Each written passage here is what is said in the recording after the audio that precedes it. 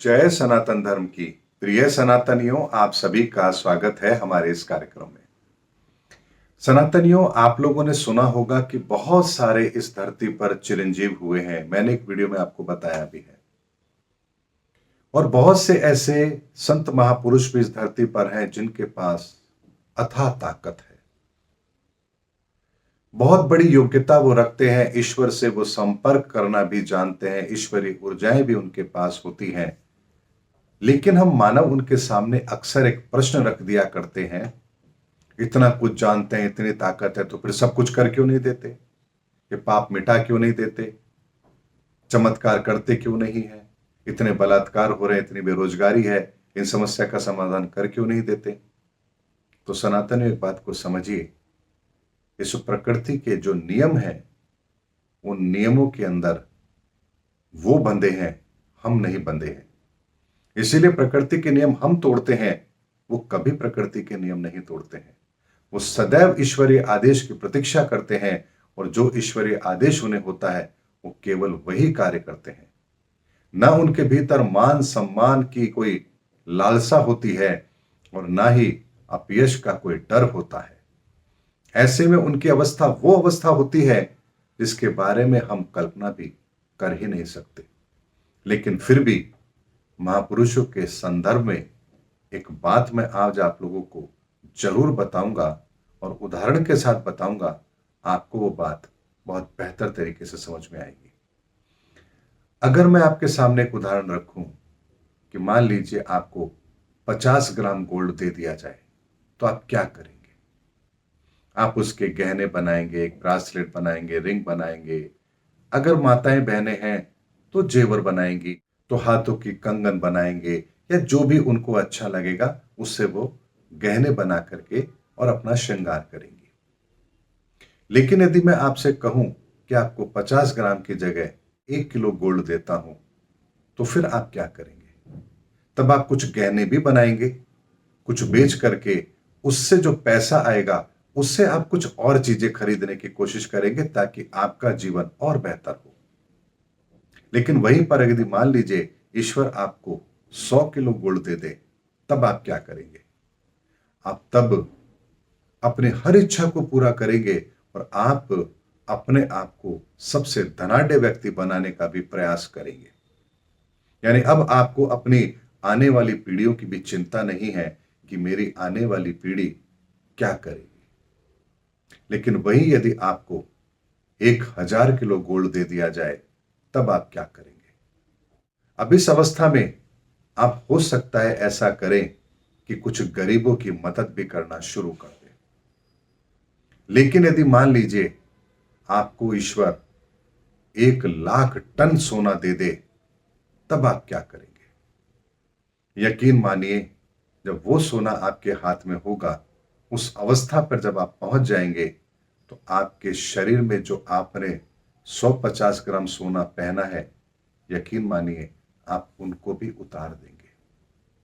अब आपके मन में सोने को लेकर के कोई लालसा है ही नहीं, क्योंकि आप जानते हैं कि संसार की कोई भी चीज जिसे आप खरीदना चाहें वो आपकी पहुंच से दूर है ही नहीं।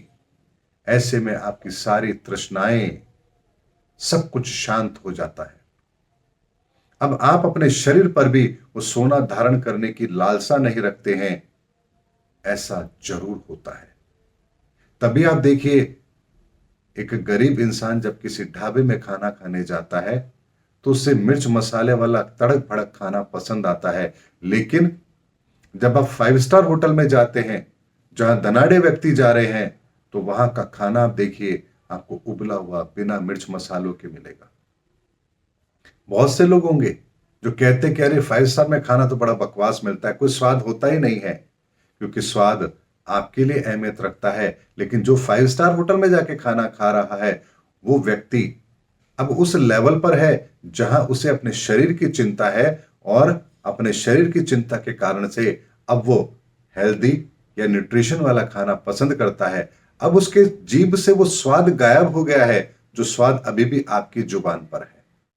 और उससे ऊपर की अवस्था में चलें, किसी संत महापुरुष योगी को देखेंगे, तो उनके लिए कोई खाना मायने रखता ही नहीं है। वो तो साधारण सा भोजन करके भी अपना जीवन यापन करना जानते हैं। इस श्रेणी में आप जैन महात्माओं के मुनियों को ले सकते हैं, जो किस तरह से भोजन करते हैं ये आपको अच्छी तरह से पता है। तो सनातनियों, जरा विचार कीजिए कि जिन महापुरुषों को, जिन अवतारों को वो परम सत्ता, वो ईश्वर, उसका ही सानिध्य मिल गया, तो इस संसार की ऐसी कौन सी चीज है जिसे वो प्राप्त नहीं कर सकते। और जब वो इस संसार की किसी भी चीज को प्राप्त कर सकते, एक इच्छा शक्ति मात्र से, एक संकल्प मात्र से, तब सोचिए कि वो उस चीज को प्राप्त करेंगे किसके लिए। उनके लिए वो चीज महत्व रखती नहीं है। संसार उस चीज के पीछे पागल है, वो दुनिया को पागल बनाना चाहते नहीं है। ऐसे में वो केवल और केवल उसी दौलत के साथ इस संसार को जोड़ना चाहते हैं जो दौलत उन्होंने प्राप्त की है। और इसीलिए वो दुनिया के सामने ईश्वर की वाणी, ईश्वर का सत्य और ईश्वर का गुणगान रखते हैं, ताकि हर व्यक्ति उस ईश्वर की उस दौलत से मालामाल हो जाए। और बदले में हम क्या करते हैं? बदले में हम उनके सामने ही प्रश्न करते हैं, अगर इतना कुछ है तो फिर ये क्यों नहीं कर देते, इतना कुछ है तो फिर ये क्यों नहीं कर देते। यकीन मानिए वो कर तो सकते हैं, लेकिन आपका यदि उसमें हित नहीं है तो वो कभी भी वो करेंगे ही नहीं। इसीलिए सनातनी एक बात को समझिए, इस संसार के अंदर जितने भी संत महापुरुष हुए हैं, अवतार हुए हैं, वो सब कुछ करने में सक्षम थे, लेकिन उन्होंने कभी भी अपनी क्षमताओं का, अपनी ताकत का दुरुपयोग किया ही नहीं, बल्कि उन्होंने वही किया जो ईश्वर ने उनको करने के लिए कहा। फिर चाहे वो सूली पर चढ़े, चाहे फिर वो अपने ही अनुयायियों के द्वारा जान बचाते हुए कुएं के अंदर जाकर छुप जाते हैं, चाहे फिर उन्हीं के सामने उनके बच्चों को जिंदा दीवार में चुनवा दिया जाता है, चाहे फिर इस संसार ने उनके साथ कुछ भी क्यों ना किया हो, उन्होंने कभी भी इस संसार को दोषी ठहराया ही नहीं, बल्कि हमने उनके सामने इतने सारे प्रतिबंध लगाए हैं, उनका जीवन इतना दुभर किया है कि एक साधारण इंसान तो उन परिस्थितियों में सांस भी नहीं ले सकता। इसीलिए वो सारे रहस्यों को जानते भी हैं, और इसीलिए उन्हें योगी भी कहा जाता है, क्योंकि योगी होता ही वही है जो ईश्वर से जुड़ा है, और जो ईश्वर से जुड़ा है उसे ईश्वर के अलावा और कुछ चाहिए भी नहीं। इसीलिए संतों महापुरुषों को पहचानने के लिए जो दृष्टिकोण चाहिए, वो दृष्टिकोण कहीं अमेज़न पे नहीं मिलता है, वो मार्केट में नहीं मिलता है, वो खरीदा नहीं जा सकता है, वो बनाया नहीं जा सकता है, वो सिर्फ अपने भीतर पैदा किया जा सकता है। और अपने भीतर उस दृष्टिकोण को पैदा करने के लिए निस्वार्थ भावना चाहिए, और निस्वार्थ भावना जिसके अंदर होगी वो संतों महापुरुषों को पहचानने में कभी गलती करेगा ही नहीं। इसीलिए सनातनियों, कभी भी किसी के वस्त्रों पर मत जाइए, किसी के चेहरे पर मत जाइए। उस व्यक्ति के ज्ञान को, उस व्यक्ति की वाणी को, और उस व्यक्ति की वाणी में निहित सत्य को समझिए। फिर वो ज्ञान आपको एक बहुत छोटे से इंसान से भी मिल सकता है, किसी गृहस्थ जीवन में रह रहे व्यक्ति से मिल सकता है, किसी छोटे बालक से मिल सकता है, क्योंकि ईश्वर आपको जब कुछ देना चाहता है, कुछ समझाना चाहता है, तो वो आपके उसी अवस्था के अंदर, उसी परिस्थिति के अंदर आकर के कुछ ऐसी चीजों का निर्माण करता है जो आपको वो सत्य समझाने में सहायक हो।